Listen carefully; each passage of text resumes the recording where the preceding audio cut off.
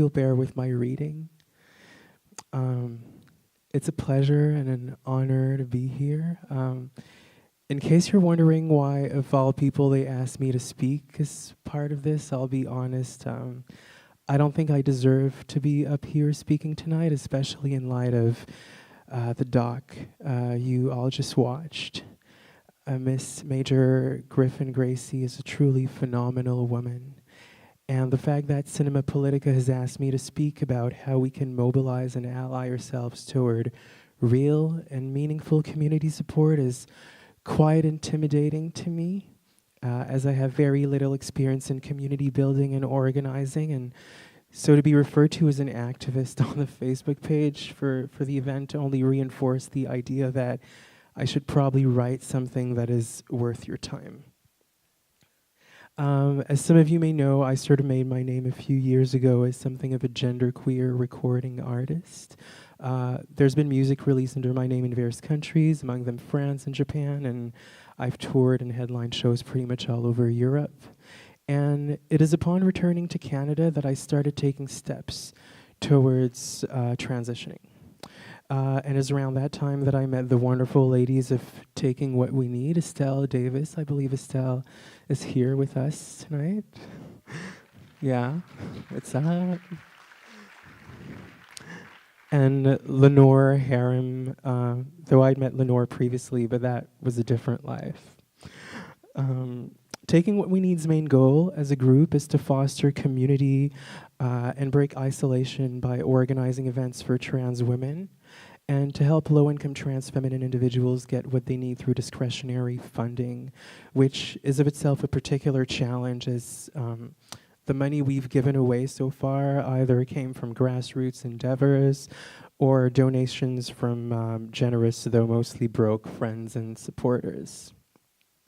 Currently, we have a Facebook page with a Google form pinned at the top where self-identified low-income trans feminine people can apply to get to the fund, which is only given to the same person once. And though the money we give out is nowhere near what it costs for one person to transition, we figured it might lend a hand to those who, like us, are in need, whether it be seeing a psychotherapist, which I must say is mandatory for anyone who wants to have sex reassignment surgery, or to change wardrobes, get a bit of laser hair removal done, to travel to see your family in an attempt to patch things up, or even to pay rent that is overdue, or even stuff you need to pay for in prison. It's at one's own discretion. Being part of Taking What We Need has given me a sense of pride that I rarely get to experience. That's because in addition to helping others, it's helped me recenter my transness around community building and solidarity, and not solely focus on how I look and the amount of hormones I take, though I'll admit I'm super guilty of those things and think about them all the time. But when they asked me to speak about ways to tie the content of the film to local support and advocacy for low-income trans women and trans women of color, although my first reaction was to think, yikes, why on earth would they choose me? What have I done so special for the community lately? I realized the opportunity I was being given consisted in sharing a personal experience, which I think might be helpful to some, though I won't pretend to have a solution to every problem. What I took away from the film you just saw is that if there was one thing that Miss Major was guided by, it would certainly have to be love. In fact, love might be the single most radical thing one can do to counter the cycle of hatred and violence our world seems perpetually locked in. Love is cool. Love is edgy. To push the envelope is to love. And so I would like to invite you to love. Love yourselves, for one who doesn't love themselves can't possibly love others. And I know it sounds obvious, but I'd like to invite you all to reconsider any prior assessment you've made on this matter. I consider that I started loving myself when I became genderqueer. Prior to that, I had never questioned myself as to why I had certain feelings of uneasiness towards who I was, and I must say that I had internalized them to a point where I thought it was normal. And though I'm well aware that a lot of folks deal with self-hatred, I don't think it's normal. For self-hate, as we know, is stimulated by various axes of societal domination. If I hadn't worked towards loving myself, I would not have even considered joining Taking What We Need and spearheading some of our fundraisers because I would be ashamed of myself as I was taught to. Also, love others by first and foremost decolonizing your minds.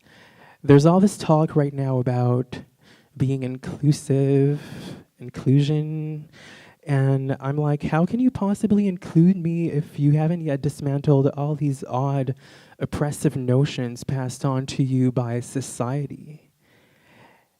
And I don't care how woke or educated you are or how much of a good, well-intentioned person you are. Truth of the matter is, we all must battle images that are sent to our brains on a daily basis. And I, as a trans person of color, have to cope as much as anyone else.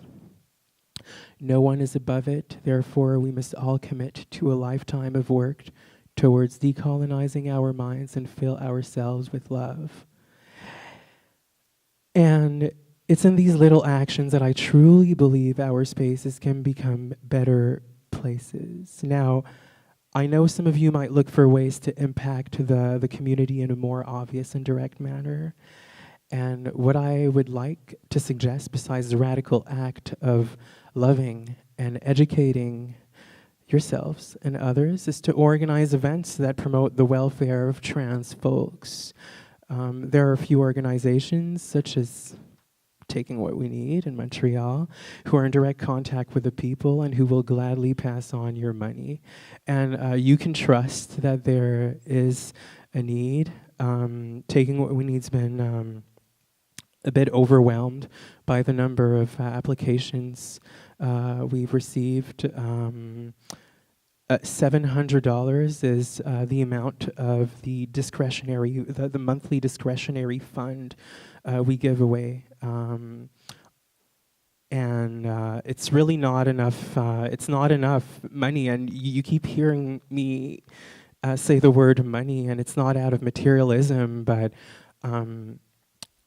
having what you need can help you feel better about yourself, can help you go out in the world, can prevent you from committing suicide, can prevent you from, selling the worst possible drugs in the worst possible conditions at the risk of being arrested in order to get that laser hair removal or to change your wardrobe, which is really expensive for trans folks. By the way, I believe it is up to us trans folks to do our own work, so kudos. I'm very humble in front of all the people who do the work in the community. So kudos to you, all the young activists, the young trans folks out there.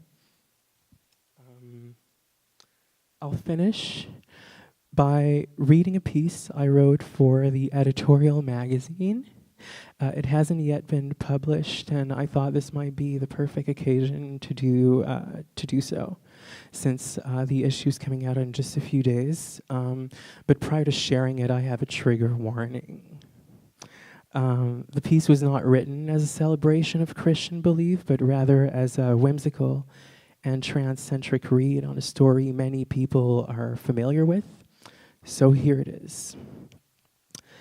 In the heavenly land of Eden lay planted a garden of earthly delights. Of all creatures, woman and man were assigned the responsibility to tend to the garden and given the instruction to eat from any tree but the tree of knowledge of good and evil. Still, any all-knowing divinity would know that foreign forces would, at some point, try to infiltrate such a perfect oasis and corrupt its spirit, though it would be hard for any said divinity to foresee how or when these forces would manifest. So who in the world would fend off Lucifer's attempts to enter the garden and sully even Adam's purity, while divine attention is focused on other galactic matters? Surely one who's wise. The plantation of a tree of wisdom was thus carried out at Eden's entrance, and God created trans woman, guardian of God's garden, protector of its citizens and beacon of inexhaustible wisdom, though absolutely unaware of it, for the tree of knowledge of good and evil was located far in the midst of the vast haven, and hence far from temptation. Trans women had the power of wisdom, though lacking in knowledge of good and evil. That virtue proved useful, for all demonic attempts to access the territory were irrevocably hampered by Eden's trans-feminine guard. That is, until a friendly serpent stealthily wormed its way into the garden and went looking for God's most prized creations, ultimately convincing them to eat the tree of knowledge's forbidden fruit. Woman and man were consequently punished and expelled from paradise, and thus prevented from eating from the tree of life, which had, up to that point, provided them with the power of immortality. So drastically, yet God, always one to be loving and forgiving, sent trans women to keep a watchful eye on them, placing cherubim as guards instead. And so throughout history, trans women, following the footsteps of their foremother, have helped pave ways and construct bases, while for the most part keeping a low profile, like forgotten child prodigies left to experiment any which way they desire. We are everywhere and nowhere, reputed to be rare and elusive. The fascination non-trans people seem to have with us holds no boundaries. We are special. In us lays the inspiration of many artists and creators and the secret lives of many men. We're redefining, along with all other trans folks, certain ideas of gender identity and expression, though it shouldn't come as a surprise since many non-European cultures have celebrated us for hundreds, if not thousands of years.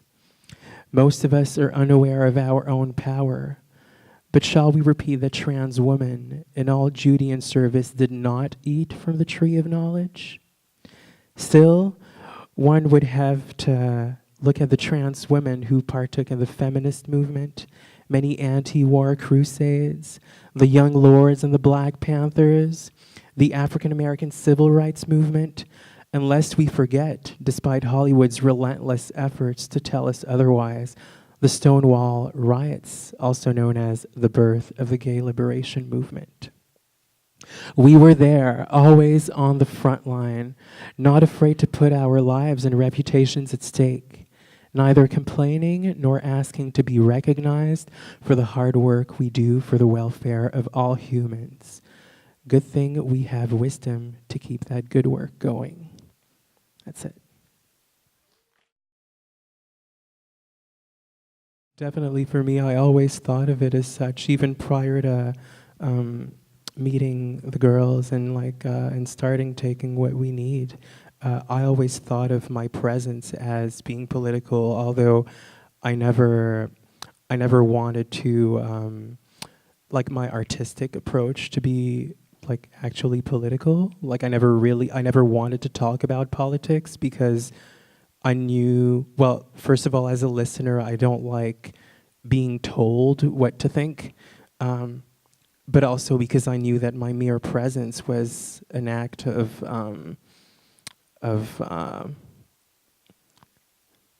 it was political, I guess is the word, yeah.